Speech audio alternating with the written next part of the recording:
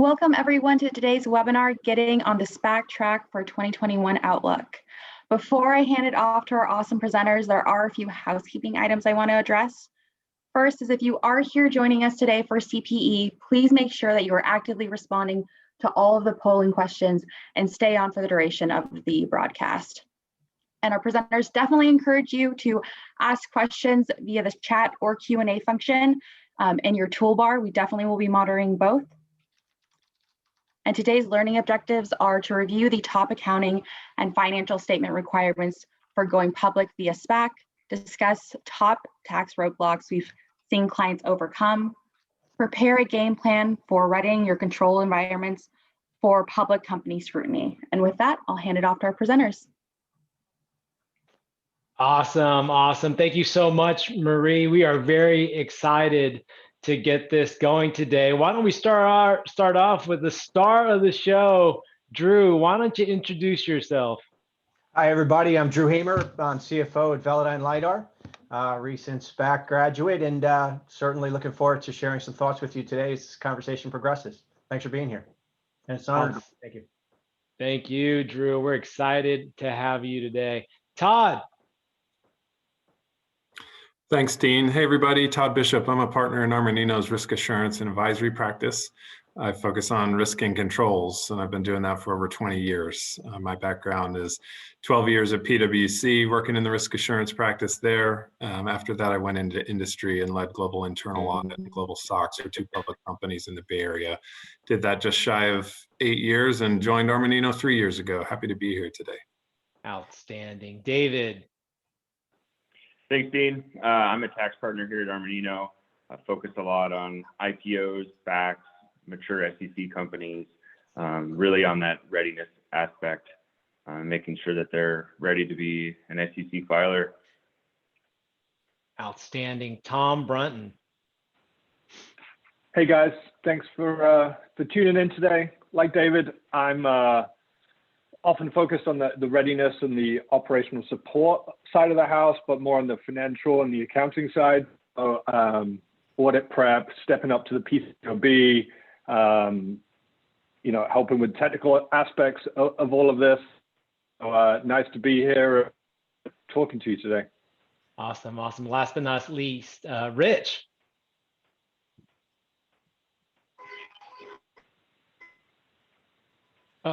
Looks like Rich might be having some audio trouble. When he gets a better connection, we will have him on. Rich is one of our audit partners, and he's worked on at least 3 of our SPACs already, so he'll be adding in when he can. My name's Dean, Chief Relationship Partner here at Armanino, and we're very excited for today. One thing real quick, we've got over 150 people on the line right now. Why don't you go ahead and type in who you are, where you're from. Let's have some fun. Let's blow this chat room up, and let's get engaged. So if you want, go ahead and share your name and who you're from, and we'll go from there. All right, with that said, let's get to the next slide, Marie. All right, we are giving out CPE today. So for some leveling real quick, let's see this polling question so we can get our CPE. Obviously, there'll be 4 questions. You have to answer 3 of them. We'll give everybody, if you want that CPE, go ahead and click now. I am seeing all of the different organizations that are dialing in. This is great. Lots of fun names, people all over the country, CFOs, CEOs. This is great. Equity shops. All right, let's do this. All right, if you want that CPE, how many SPACs were completed in IPO so far in 2021? Oh man, this is going to be good data. This is current. I feel like this number changes every day. All right, with that said, let's close this one, and we'll go. And what is the right? So everybody's thinking 50 to 75, which, considering that it's only February 18th, that would be a huge number. Marie or Deb, do we know what is the right answer here? I actually don't know. It's over 125 as of yesterday. So those are up-to-date stats. Oh my gosh, 125. All right, well, let's get to it. as you can see, this is 125 transactions and so many more entities looking at it. Here's a summary of the funds raised. Let's go ahead and go to the next slide real quick.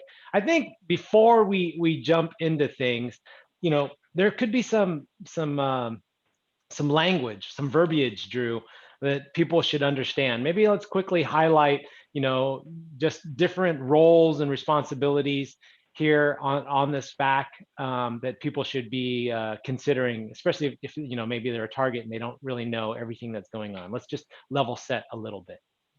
Yeah, so these different definitions bouncing around a little bit. The sponsors are the people who actually put up the money to make the SPAC possible. They put in kind of an investment to fund it so that it can become a blank check corporation. So remember, SPAC is a special purpose acquisition corp. It's a blank check corporation, maybe being redundant here, but those entities are not operating companies. They have somebody puts up some money so that they can cover the fees of getting public, maybe some operating costs while they're searching for their target company to merge with. And then the entity will only have one or two people, maybe a CEO and a CFO. So the sponsors support them, and in return, they get some shares and some founders' warrants to go with it. Hedge funds, these are people who usually invest in SPACs as well as in your pipes and things like that we'll be talking about later. These tend to be people who have a little bit more flexibility in the types of investments they can invest in versus somebody who's from a Franklin Templeton or a hedge or a fund like that. Fundamental and retail investors. These are people who tend to be a little bit later stage. They're looking at the fundamental, means that they're looking at the potential long-term investment opportunity of the company and the structure, and getting in low and selling high. Whereas retail investors tend to be a little bit faster money. They buy smaller portions and to be a little less educated around the investment. So your fundamental investors will spend more time talking to you than your retail investors, who will also come into play.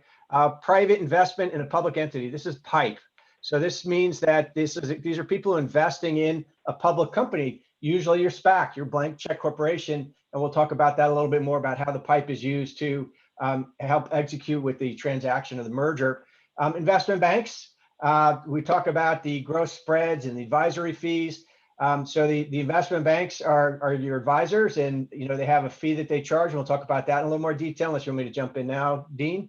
And then the gross spread tends to be kind of where the spread is on the different investors are putting investments. And then the operating companies. So this is this is kind of the target companies are usually operating companies. So the SPAC, like I said, it's just money and a couple people who are looking to merge with you and fund you and turn you into a public company. But at the end of the day, you're actually the surviving entity. So did that help, Dean? Oh, that's huge. There's some new words there, so I'm very, very thankful. We're going to dive into all of that here shortly. Okay, let's get to the next slide.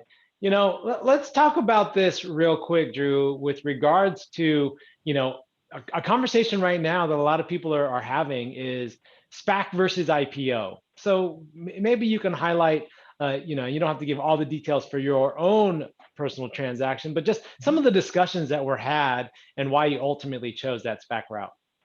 Yeah, so I'm just going to work my way across the boxes a little bit here, everybody. So the first conversation tends to be around, how do we want to provide a proper return for the investors of the private entity. There are a couple of ways. Usually the IPO tends to be one of the more attractive routes, and the SPAC has presented itself as an alternative to getting to the public markets. So it gives you access to both the cash that you could get from the SPAC and a couple of other players that are involved, the warrants and things like that, the PIPE. And then in addition, it gives you a currency. It gives you that public company currency. Now, what's different is it also makes you more attractive to for being able to run your business and to take it to the next level and being really big, which is where you're targeted to go. So it's always important to remember that just becoming a public company isn't the end game. It's actually the start of a very long journey, and you're doing it in order to kind of capitalize your balance sheet so that you can go for the big time big game. I mean, that's what your investors are coming in for. Certainty on return. So you get a little more flexibility with a SPAC versus an IPO. So with an IPO, your company has to be on a launch trajectory, and it has to show years of revenue growth that a sell-side analyst can take, and they can model that and they will go out and they will tell investors, here's what's going on. Whereas with a SPAC, you get to actually talk to the investors, and it becomes a different discussion where you can show your plan, and maybe you're at an inflection point where there's something, your revenues could have been coming down, but there may be a big event that's taking place, and you offer investors a chance to get in at that inflection point instead of having to wait for 2 years where you can show that the trend is happening, and sell-side analysts can do it. And the impact of that is you also can get a higher valuation. So your investors will then understand the story better.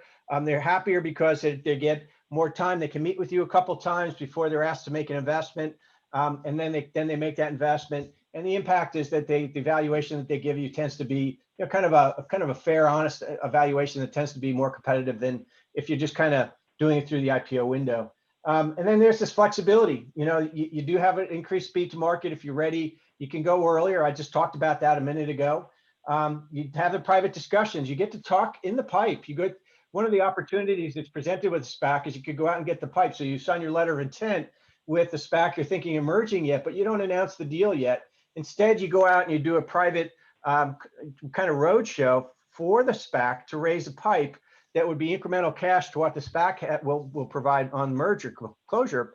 But the real reason for doing that is it gives you validation that the public investors think that this is something that they'd like to be invested in once the SPAC merger closes. So you get to go out and have private discussions with people. And then if you actually fulfill your pipe, you may have a target. Some people have 100, 150, 200 million, whatever you want from your pipe. When you hit your number and you decide that you fulfilled that goal, then you can actually sign the merger agreements and you announce you're doing the deal and you start the whole SEC documentation process to get the merger closed. It does provide more flexibility around cash. So you can do things with secondaries. You can do a lot more with the SPAC because it's a merger. So it provides with more discussion opportunities and more negotiation options, which include the cash out flexibility. So a lot more becomes flexible and can be negotiated because it's a merger. It's not an IPO in the traditional sense, and so that you can discuss a lot of these different concepts that way. Well, Drew, I mean, we just highlighted a lot of the things that are attractive, right? I mean, this looks really good. I think a lot of people might be on the line right now going, okay, well, if these are all the things that are attractive, they might be saying, well, Drew, you did this, you lived it. What do I don't know? Tell me the part that's unattractive. Tell me about the pain that it might take to get there with all this flexibility and speed and kind of all that. Sure. So I guess, probably the most important thing to remember is this is a merger. It's not an IPO. So most of your investment bankers, your lawyers, your accountants, other advisors are familiar with how an IPO works because they've kind of mastered that over the last 50 years or century. Whereas the SPAC is a new product for the investment banks. So what you might be surprised, instead of working with the IPO bankers, all of a sudden they bring in the M&A guy. And then they start presenting you with terms that are related to a traditional M&A, where in your head you need to be thinking, hey, I'm going to this merged entity combined is going to be the whole thing. And you need to kind of be negotiating your deal right away before you even start talking to bankers. Make sure that the fees you're paying them aren't more than you would pay for an IPO, right? So they'll come in with some kind of a structure maybe that contemplates a merger, which closes, when the merger closes, kind of the management team goes away and you're part of this new entity. Well, it's not that way with a SPAC. When the merger closes, the existing management team becomes the management team of the new entity. And you should find ways to make sure you're protecting the cash that's going to be brought over, or at least thoughtfully making sure you understand what's going on with any of that money, both in terms of fees paid to your advisors. There are going to be fees paid to raise the pipe. You should be thinking about the other side. So maybe the fees you pay to your advisors should be reduced by the amount of the fees paid by the SPAC to get the pipe money in. Different things like that. It probably shouldn't cost you more than an IPO does, right? So you're paying 7% for an IPO.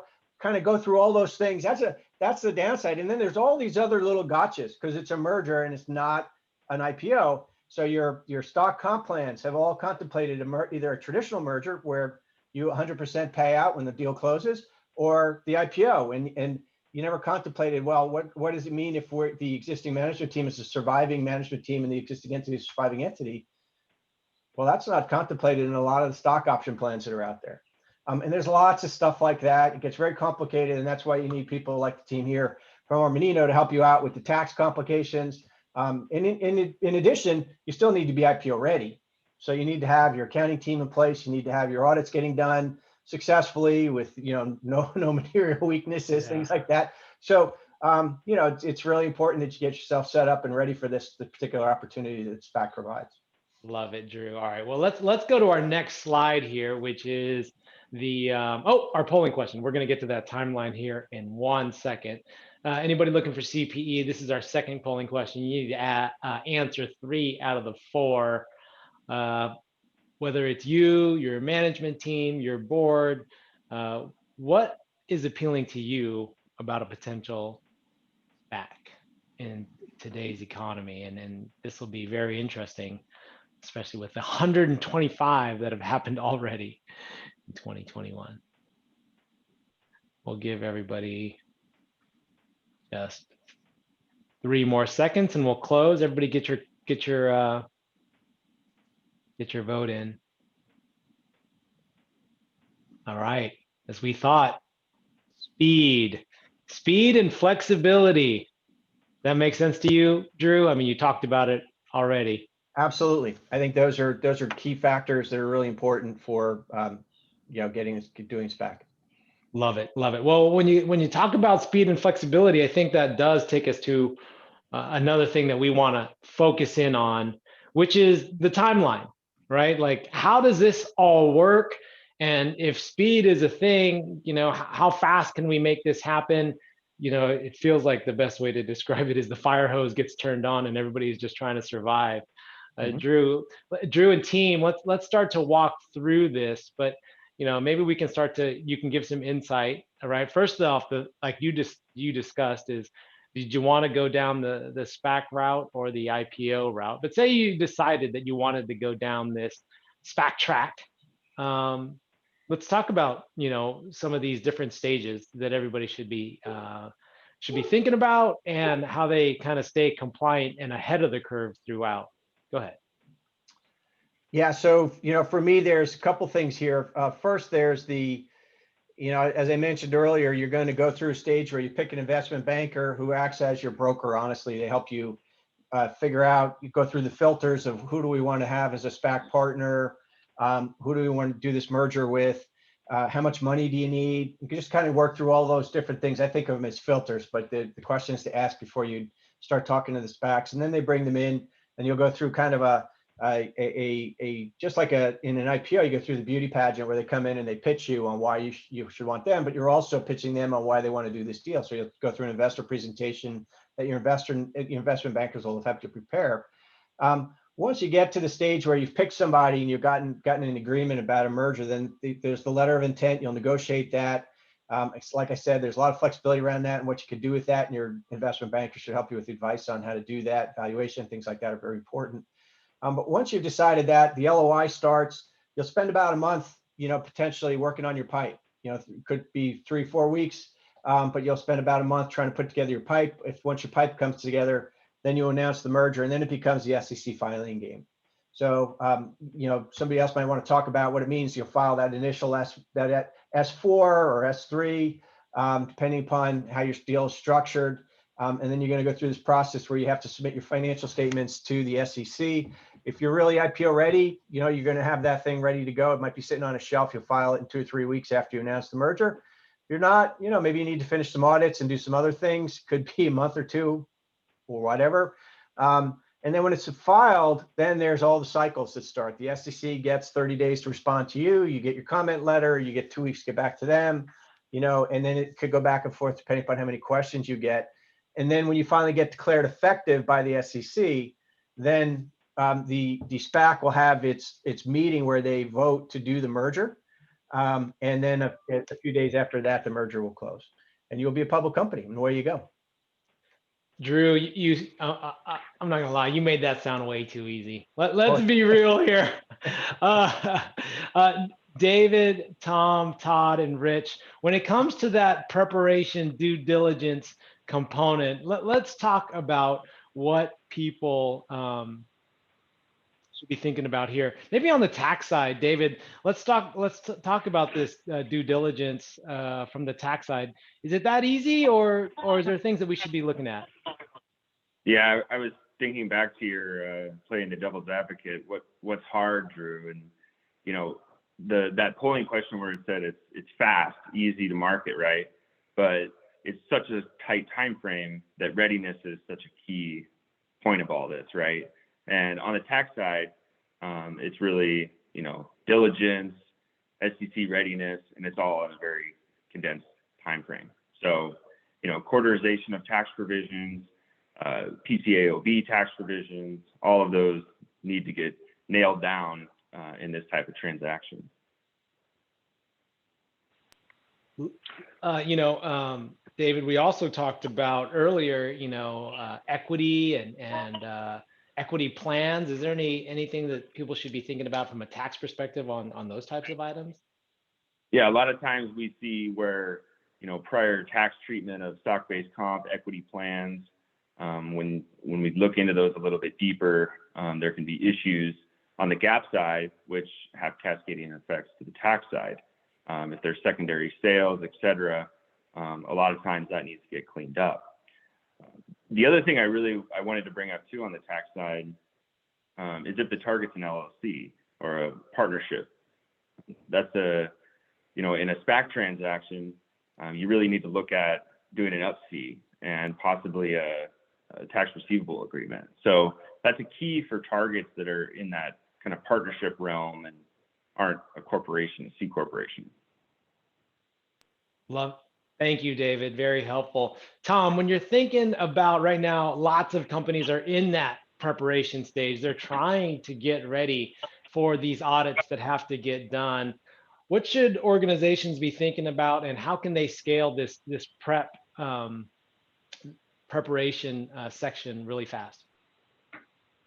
Yeah, and I think Drew may speak to this too on a basis, but you've really got to start thinking and act like a public before you have to deal with these public filings and public deadlines, right? So some of the things that I've found speaking to some operating companies that are targets or potential targets is they're not thinking beyond day one, day two of being a public company and how they're going to file with the SEC through WDesk or another platform similar to WDesk on an ongoing basis. You know, they need to tune up their account and close to be able to quicker to upstream, or even something simple, right? Like FP&A, all of a sudden, one thing that we've talked internally is now you have to issue guidance on an ongoing basis. And what does that look like?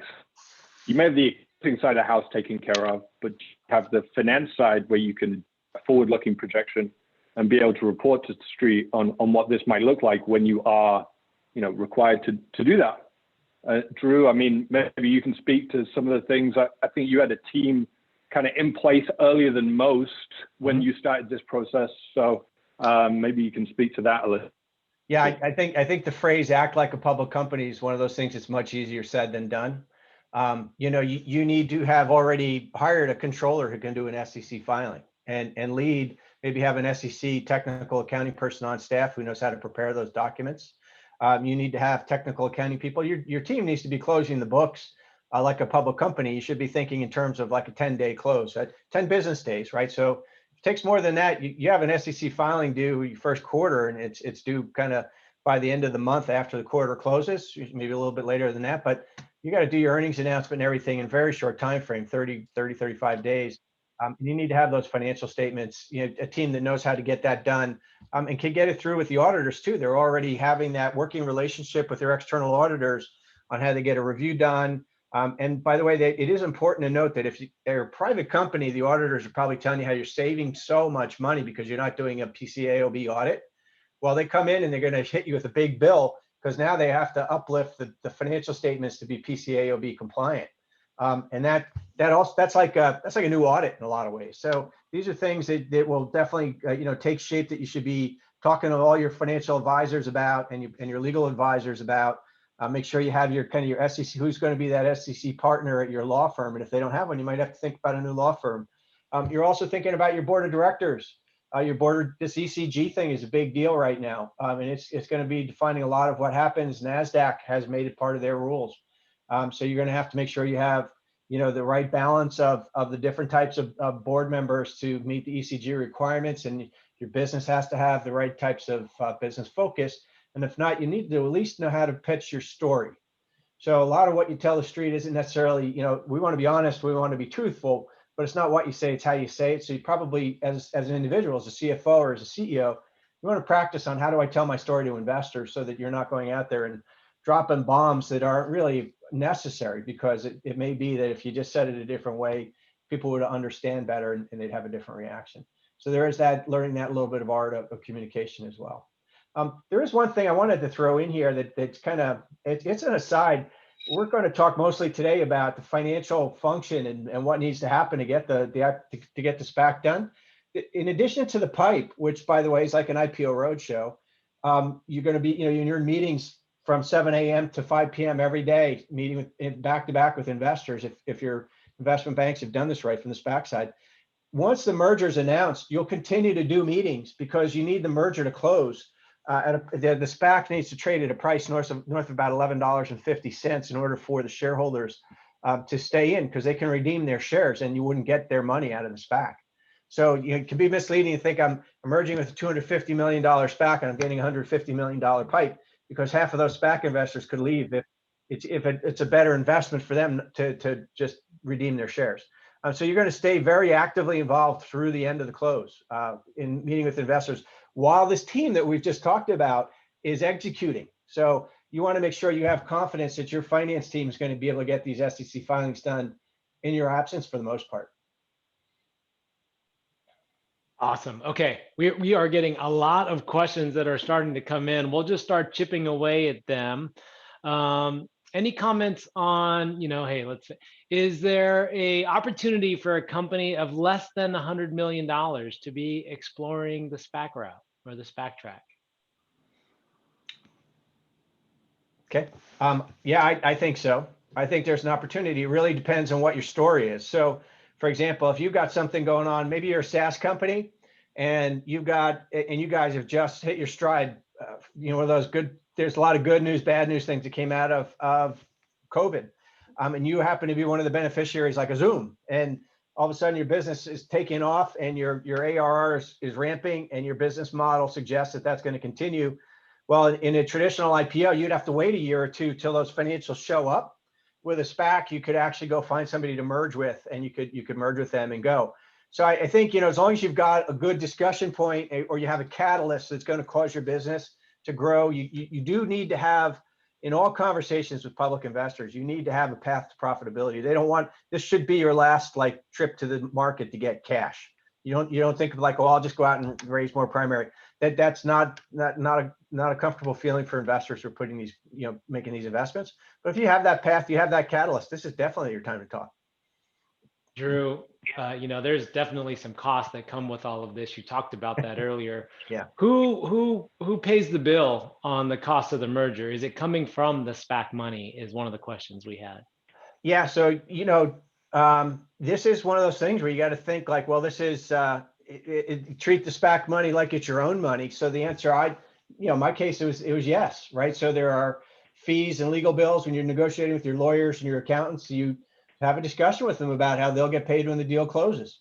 And now the hook there is have a high degree of confidence it's going to close, because the bills that are from your side of the deal could end up being yours if for some reason it unwinds. But the way we talked about it now, if you do the pipe, the pipe's going to happen, then you go for it from there. And most of the fees are deducted, much like they would in a traditional IPO. Great. Let's talk about management teams and how long are they required to stay, and how long are our current management teams staying on? So this is a discussion really with your SPAC and merger partner. The merger, the people in the SPAC will become board members, and maybe they'll leave shortly thereafter because they're really just financial investors usually. But the management team, it's like an IPO. People are looking they want to merge with the company, they'll evaluate it, and they want to make sure that employment agreements and other documents are in place to ensure the management team will be on long-term to fulfill the message that's delivered as part of the story during the IPO roadshow. Again, you'll be presenting your financial plan. Of course, your feet will be held to the fire to match that plan as you go through years after the merger is done, and they want to make sure that that management team is going to stick around. Absolutely. Okay, here we go. Let's see, we talked about lockup periods for executive level officers. In terms of regulatory compliance for regulated business, is that covered during the due diligence process? And in which part of the process is that review most pronounced? Sounds like people want to know what's around the corner.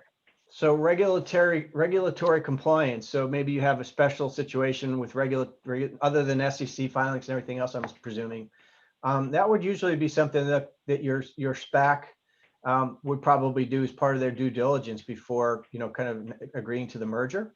And it could be one of those filters that you use. So, if you're in a highly regulated industry, there are SPACs that have specialties in your area. And so you're going to want to interact with them to help, because they want to help make sure the merger gets done too. So you would try and find a SPAC that understands your special situations. And, when you're talking to them, you make sure that these boxes are checked before you become a public company. Here's another good question. We are actually seeing larger corporations thinking about spin outs of their operating company. So what are key differences when the operating company is a spin out of a division of a larger publicly traded corporation rather than a standalone operating company? Have you seen any of that, Drew? I haven't seen it, but I would expect that it'd be similar to, really you'd just be using the SPAC to fund it. It's just another vehicle that you have available. You could do an IPO, or you could use a SPAC to spin it out. It might be a little cleaner, a little more certain, again, because you have certain things that are related to the merger and spinning it out. And that, that could be the really only difference there. It should be possible with a SPAC as well.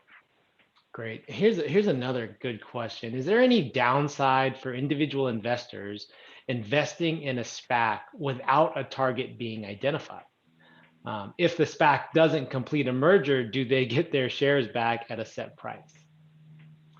Yeah, so this goes all the way back to the beginning. When we were talking about how many SPAC IPOs have there been. Well, the SPAC IPOs are really the creation of the blank check corporations, the special purpose acquisition corporations. So in each, when somebody invests in a SPAC, initial SPAC, with the initial investors in a SPAC, they actually get a unit, and a unit is usually comprised of a share of common stock and a warrant. And there could be other things in there too. By the way, this could be very, there's a lot of flexibility around how they structure that unit. But usually it's a share of common stock and it's a warrant. Maybe you put in $1, and then on that $1 you put in, it's actually kind of assigned to the common stock. And those funds that are raised by the SPAC are put into a trust, and they aren't allowed to be used for operating purposes or anything else. It's strictly there for the purpose of completing the merger. And any interest that's earned on that will also attribute to the trust. And then when the merger approaches and they've identified a target, they're going to come around to you, and the SPAC will want, this is what I was talking about, after you've announced the merger, you're going to have meetings with those SPAC investors because you want to get them to stay, because they do have a redemption option on that $1 that they put in. They can redeem their common share for the $1 and keep the warrant. So it's very, very commonplace that, so what usually happens then is that the SPACs will trade at $10 as an opening price. It's $10 a share, honestly. And then if it trades up a little bit, that's a good thing. It might trade up but the redemption value could go up as the interest is earned on the account. Although there's not a lot of interest in the markets these days, so we all know from our personal investments. But it'll increase slightly, and that'll be the redemption value of those shares. And that's what I was talking about earlier. I was saying you want to make sure that you're meeting with those investors and people are kind of bidding up the price above like an 1150 or something like that, because you want, if it at 1150, the incentive to redeem their shares at 10 goes away, because they could sell the shares into the open market and make a nice return on their investment, in addition to keeping the warrants, which are still out there for which will trade separately. They'll detach, the unit will split between the common shares and the warrants eventually in the market, and they'll detach, and they can sell those as a separate mechanism that's also out there. Drew, there's a question on D&O insurance for SPACs and people seeing premiums that are just going through the roof. Is that something that you experienced as well? Yeah, that's and it goes back to you got to remember that SPACs are a new thing and people don't understand them. Whether it's your investment bankers, your lawyers, your accountants, your insurance providers, they're still very new, and the impact is that the insurers are going to require a higher premium until they get comfortable, and insurers are kind of statistical people, right? So there's just not enough of a population for them to look back at to start really negotiating hard on these premiums. So yeah, the premiums for SPACs are very high because there's still uncertainty around what are the possible lawsuits that'll come post completion of the merger. Drew, this one's really good. How important is the target's management team relationship with the PIPE and institutional investors? Can you go into that a little bit? So it's how is important? So when I think of the PIPE, I'm thinking there's a group of investors who are in the PIPE. They have a certain characteristic, and then there's the investors, which could be I'm sorry, there's certain characters. You said PIPE. I'm sorry, Dean, the question was around the PIPE. Yeah, PIPE and institutional investors. How important is that relationship? It's very important. So these are public investors. These are people who invest in public companies. So they're committing to make an investment in the public entity, and they'll sign a subscription agreement as part of being part of the PIPE that commits them to making the investment when the merger closes. So the relationship is much like you're going to have with any public company investor, where you're out there and they're going to ask you the types of questions that they'd ask as a public company, and they're going to make an evaluation of whether you're the type of investment they would make buying it off the street, as opposed to making a private investment. So it's very important that they understand, what it is that they're investing in. They're going to ask you good questions that you're going to need to be ready for. That would come from any public company investor once you're already public, and then then you get their commitment. So it is important. You take it. It's treated as if you're kind of in the IPO at that point. Love it. Okay, Todd and Tom, we are seeing a lot of questions on this audit preparedness when you're going through SPAC level audits. Can you give some insights into where people should be focusing on cleaning their books and getting them ready? Where are they going to get a lot of attention when it comes to these audits and what's going to get looked at? Absolutely, Dean. So I'll break it up into two components, right? The first is getting to the transaction, right? And Tom can speak to that here in just a second about what it looks like to get ready for filing either 2 or 3 years of prior year financials, not at the AICPA private company audit standards, but at PCAOB public company audit standards. And then the second component is really the notion of internal controls and the audit of internal controls. What we call SOX 404 breaks down into 2 parts. Management's assessment of internal controls, so think of that as an internal audit, and then 404B, which is the external auditor's audit of internal controls, what we call the integrated audit or the external audit, where they're not only issuing an opinion on your financials, but they're also issuing an opinion on your internal controls. So readiness for those 2 tracks are related, but slightly different. Tom, do you want to talk about the work that we do leading up to the 8K and what it looks like for management to get ready for those audits? Yeah, thanks, Todd. So a lot of it comes down to the minute the auditors know that there's a chance, right, that the audit financials are going to end up in a SEC filing, they will get a little twitchier. And I say that as a former auditor myself, right? Everyone starts paying a little more attention, materiality goes down. There's a lot more focus on some of the things that maybe they could get over historically when they knew it was a private audit under kind of that lower threshold. So all of a sudden, things just start to get a lot more scrutiny that maybe previously they wouldn't. Things like you want to start thinking about doing the recent accounting pronouncements that the public companies have already got adopted and are living with on a day-to-day. Obviously, the FASB, thanks to COVID, have pushed some of these for the private companies to where they don't have to adopt them yet.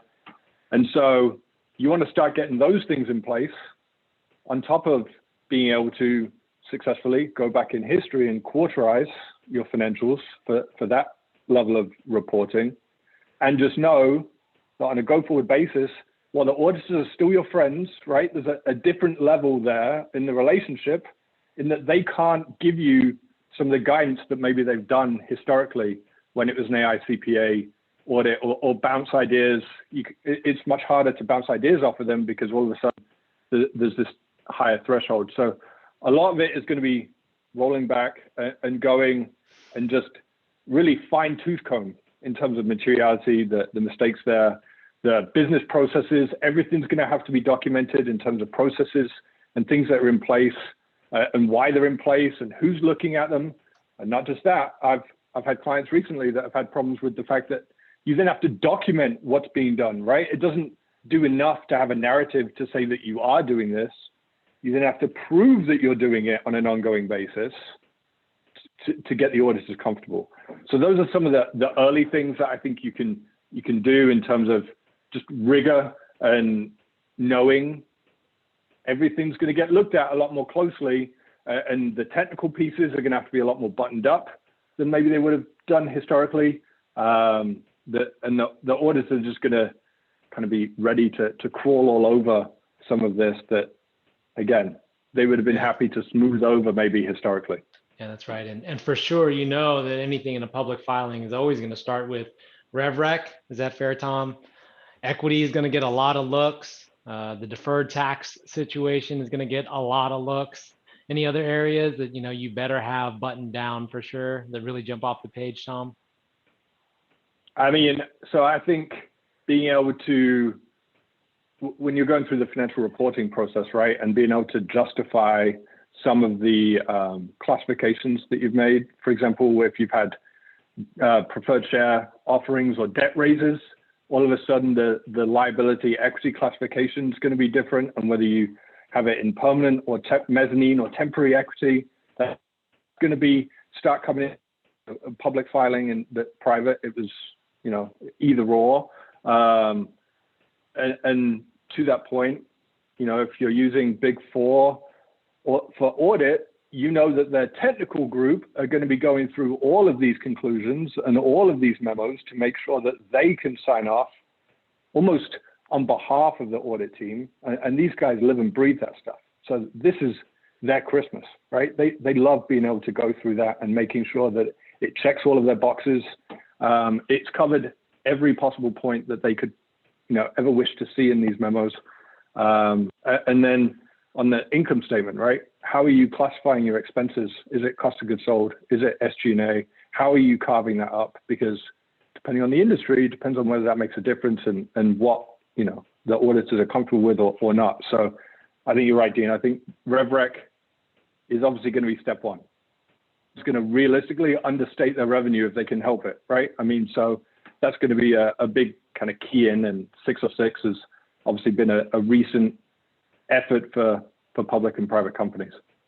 Well, and there is a question here: is what's the perspective on strategy of audit readiness, of using a firm to kind of help an organization get ready for using maybe a Big Four or national firm? And I would say that we are seeing that often. Is that fair to say, Tom, that organizations are coming to us? Obviously, we work with SPACs in lots of different ways, but people are saying, hey, could you help me get ready to go through this exercise with my Big Four firm? Is that fair? Yeah, no, absolutely. So we've oftentimes partnered with management to support them as they go through the Big Four, because in our experience, some of the things that we're seeing is some of these sponsors like the idea of having the Big Four letterhead on that audit opinion. It gets everyone comfortable. And from our side, we can then step in and help as an extension of management to really help them drive them through the process and liaise between the Big Four and especially their technical groups, right, as they go through and get ready. And so from our perspective, and I've worked with David and Rich on a number of these, it actually lets us help more because we're not tied to the fact that we're the auditors, and we can really go in and help almost act as, field team to go in and get everything scrubbed up and ready and really support management as they go through this journey. Yeah, and that's right. And I would say that, there are lots of organizations that are going public via SPAC that are not using the Big Four. I think that it is common. So really, it's just finding the right partner for you and your organization, right, Drew? I think is the number one thing, is someone who can really be your advocate and partner through with you. This is going to be a big climb for the whole team, and you want to make sure that you have partners that you got good relationships with. Is that fair, Drew? It is, and it's also, it's not uncommon if you're a private company that you're probably a little bit cheap on what you've been spending on the finance team, and this may come up and you're like, hey, we got to take advantage of this right away. Then you have to do a look around. In my own head, I can put together what an org chart looks like, and then I fill the gaps with people, and that's where your partners come in. You reach out to an Armanino and say, hey, I need somebody to get my SEC filings done. I need you to do WASO calcs. I need you to do my tax. There's a question here about NOLs. Somebody needs to evaluate whether the NOLs get to carry over, and if they do, somebody's got to put together those footnotes, right? These things are pretty complicated. You can bring in the Armanino team to fill that void until you can get the hiring done to build your team out. So it is really important that you have a good partner who's got kind of experience and talent that can pull you through and get you to the other side. And along the way, you can be working on putting your team in place. Great. Todd, with regards to, let's get to the second portion of that, with regards to, the control environment. Give us some insight there.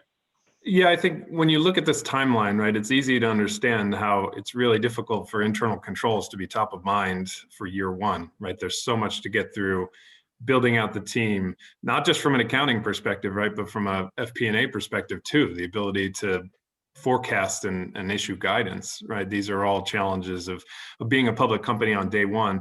But it's important to remember that there's a big distinction between going public through a traditional IPO and going through a SPAC, and what it means for your SOX compliance. Because oftentimes SPACs have been public for multiple years. They may have already filed their annual report, right? And when you think about going public through a traditional IPO, the SEC grants newly public companies a grace period, essentially 1 year to your second 10K before you have to really deal with the ramifications of SOX. So with a SPAC, that grace period can go away because they've already filed that annual report. Now, I will say there are exceptions in SEC guidance where you can potentially exclude it in your right after the deal, right? So in that first surviving entity 10K, you may not have to deal with management's report on internal controls. If anyone needs some guidance on that, feel free to reach out to me. But I think that you really want to just highlight that the runway for getting to that public company audit, which will likely come in year two after the merger, it's a steep climb, and it takes a lot of work to get ready. So I think that a lot of companies get confused thinking that, oh, I'm a smaller reporting company or I'm an emerging growth company, so that's going to get me off the hook for SOX. But you got to remember that those things eliminate the requirement for the external audit, but it doesn't eliminate management's requirement to certify controls and issue a report in your 10K. So all of that needs to be kind of cleaned up before you get to that, at a minimum, second 10K. Awesome. Thanks, Todd. Okay, let's get to our next polling question. Let everybody get your CPE. Got to answer this one. In your opinion, what's the roughest area with regards to the SPAC track, making it happen so fast? This will be interesting to see what comes up out of this one.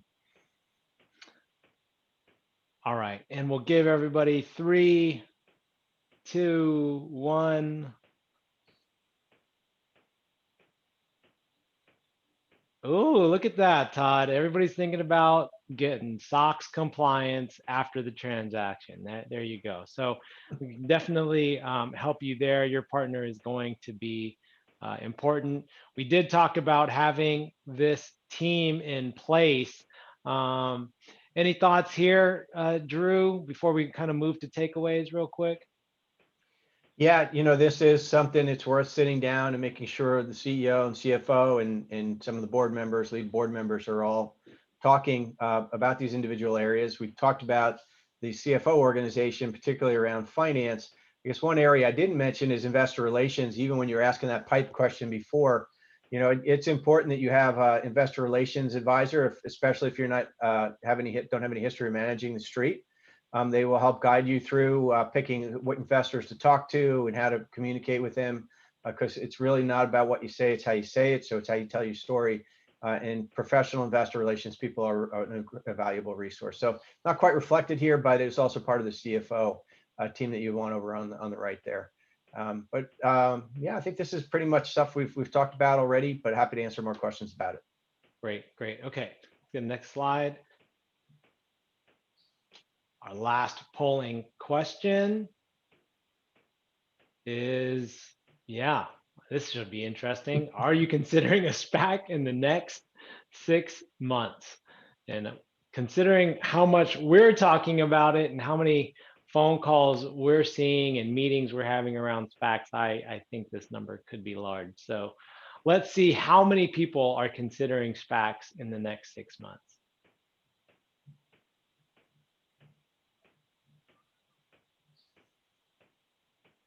Oh, wow. Pretty evenly split. Evenly split.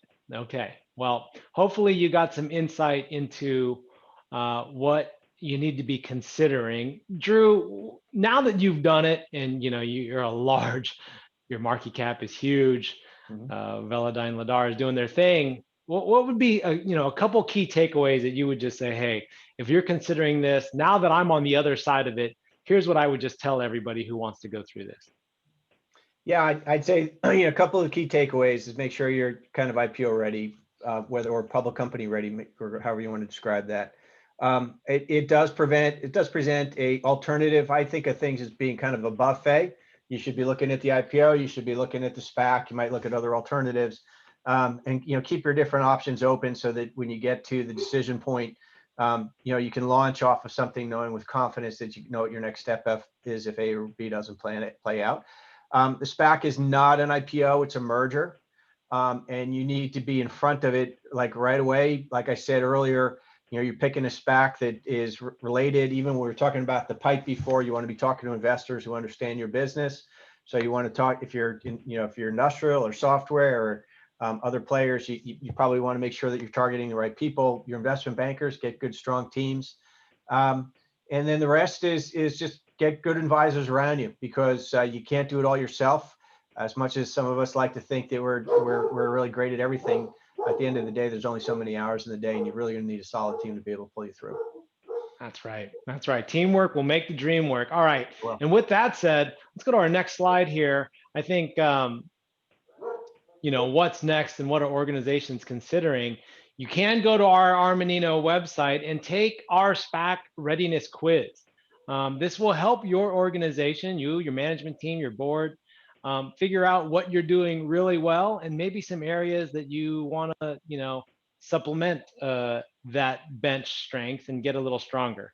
And we really invite everyone. I think it'll only take you 5 to 10 minutes at most and give you a really good idea of where you are and what you should be considering as you move forward. So yes, we are getting a lot of questions about, are we sharing this presentation? We will absolutely be sharing this presentation. We'll give you the recording and the slides. And I think the big thing is reach out. There is a lot of uncertainty here. You definitely want to use your experts. So feel free to reach out.